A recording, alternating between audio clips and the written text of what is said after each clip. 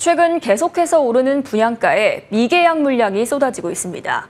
그런데 분양시장 침체 분위기에도 미분양 물량은 계속 줄고 장기 미분양까지 완판됐다고 하는데요. 그 이유가 무엇인지 엄수빈 기자가 알아봤습니다. 고금리와 원자재 가격 상승에 끝모르고 치솟고 있는 분양가.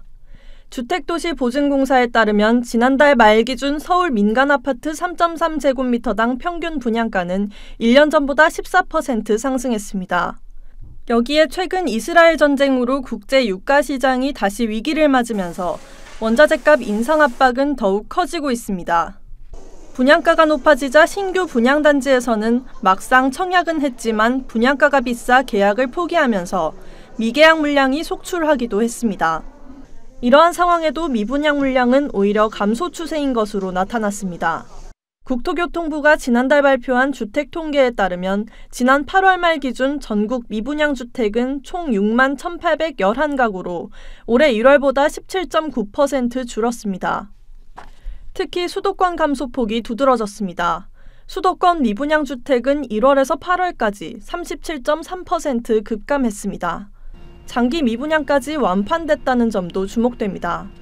지난해 4월 분양했지만 1년 반 동안 완판되지 않았던 서울 강북구 포레나미아는 이번 달 분양을 마감했고 파주 이편한 세상 헤이리도 약 9개월 만에 미계약 물량을 모두 털어냈습니다. 전문가들은 이렇게 미분양 물량이 줄어든 것이 분양가 상승과 주택 공급 감소 때문인 것으로 분석합니다. 분양 당시에는 비싸다고 생각했던 곳도 최근 분양가가 많이 오르고 주변 집값도 오르면서 공급 가격이 합리적이라는 인식이 늘어난 겁니다. 다만 이러한 미분양 감소가 분양시장의 회복 신호로 보긴 이르다는 설명입니다. 아직은 분양시장이 아주 확 이제 달라졌다고 좀 보기는 어려울 것 같고요. 다만 이제 작년 하반기보다는 조금, 그리고 이제 올 연초보다는 조금은 좀 나아진 측면은 좀 있어서 기존 미분양들 중에서 좀 경쟁력 있는 물량들은 제가 봤을 때는 앞으로도 좀 소진될 가능성은 있습니다.